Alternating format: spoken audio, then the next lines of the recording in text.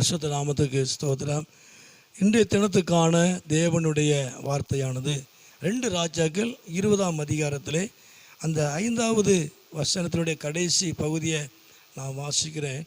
அதாவது, நான் உன்னை குணமாக்குவேன். ஆண்டவர் எசேக்கியா ராஜாவுக்கு சொல்லுகிற ஒரு காரியம், நீர் பிழைக்க மாட்டீர், உம்முடைய வீட்டு காரியங்களை ஒழுங்குபடுத்தும் என்று ஆண்டவர் ஏசாயா தீர்க்கதரிசி மூலமாய் அவனுக்கு சொல்லப்பட்டது. அப்போ இந்த நேரத்தில் எசேக்கியா ராஜா ஆண்டவரை நோக்கி அவன் விண்ணப்பம் பண்ணினான் என்று சொல்லி அந்த 5ல் நம்ம வாசிக்கிறோம்.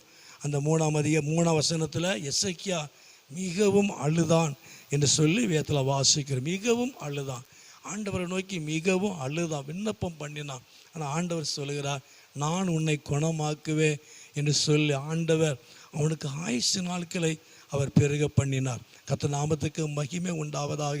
இந்த நாட்களில் கூட ஆண்டவர் உங்கள் செபத்தை கேட்கிறவர். ஆண்டவர் உங்கள் செபத்தை கேட்டு அவர் உங்களுடைய வியாதிகளை இந்த நாட்களில் அவர் குணமாக்க அவர் உண்மை உள்ள ஒரு நல்ல தேவனாக இருக்கலாம்.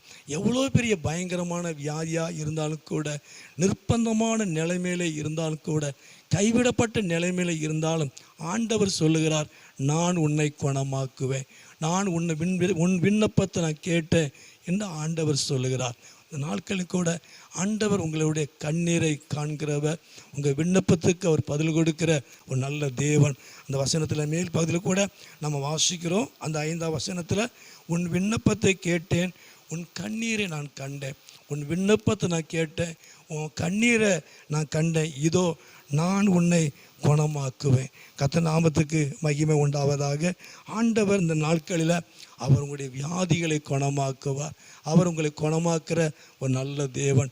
எவ்வளோ பெரிய வியாதியாக இருந்தாலும், நான் மறுபடியும் உங்களுக்கு சொல்லுகிறேன், எவ்வளோ பெரிய வியாதியாக இருந்தாலும், நீங்கள் கைவிடப்பட்ட ஒரு காரியத்தில் இருந்தாலும் கூட, நிர்பந்தமான நிலைமையில் இருந்தாலும், இந்த நாட்களில் ஆண்டவரை நோக்கி நீங்கள் செபித்து பாருங்கள், தேவ சமூகத்தில் கண்ணீர் விட்டு பாருங்கள்.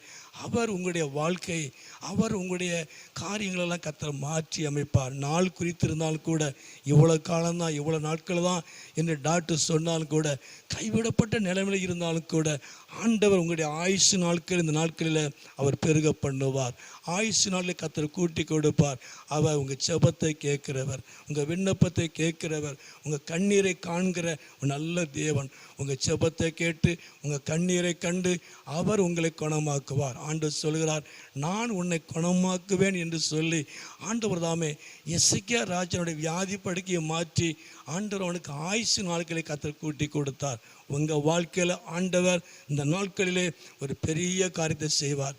நான் உன்னை குணமாக்குவேன், நான் உன்னை குணமாக்குவேன் ஆண்டவர் சொல்லுகிறார். உங்கள் நிர்பந்தமான நிலைமையை கர்த்தர் மாற்றுவார். கைவிடப்பட்ட நிலைமையை கர்த்தர் மாற்றுவார்.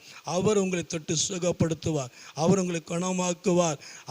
அவருடைய நாமத்தை உங்கள் வாழ்க்கையிலே மகிமைப்படுத்தி உங்களை சாட்சியாக நிறுத்துவார். கர்த்தர் நாமத்துக்கு ஸ்தோத்திரம். ஜெபம் பண்ணுவோமா? எங்களை அதிகமாக நேசிக்கிற நல்ல பிதாவே, அருமையான ஆண்டவரே, இந்த நேரத்துக்காக ஸ்தோத்திரம். நான் உன்னை குணமாக்குவேன் என்று சொல்லியிருக்கேன் ஆண்டவரே. இந்த சத்தத்தை கேட்குற ஒவ்வொரு பிள்ளைகளையும் என் ஆண்டவர் ஆசீர்வதிங்க. நிர்பந்தமான ஆண்டவரை கைவிடப்பட்ட நிலைமையில் இருந்தாலும் ஆண்டவரை செபத்தை கேட்கிறவர், கண்ணீரை காண்கிற தேவன், நன்றியோடு நாங்களுமே துதிக்கிறோம் ஆண்டவரே. நீர் உம்முடைய இரக்கத்தினால, நீர் உம்முடைய கிருபையினால நான் உன்னை குணமாக்குவேன்னு சொன்னீங்களே கர்த்தாவே. ஒரு அருமையான நம்முடைய பிள்ளைகள் ஆண்டவர் நாட்களிலே ஸ்தோத்திரம், சுகத்துக்காக, விடுதலைக்காக நினைத்து கொண்டிருக்கிற, ஏங்கி கொண்டிருக்கிற நம்முடைய பிள்ளைகளை என் ஆண்டவர் தொட்டு சுகப்படுத்தும், இப்படி நாமத்தை மகிமைப்படுத்தும். நீர் மகிமையான காரியங்களை செய்யும். ஆயுசு நாட்களை என் ஆண்டவர் பெருக பண்ணுவீராக, நாமத்தை மகிமைப்படுத்துவீராக.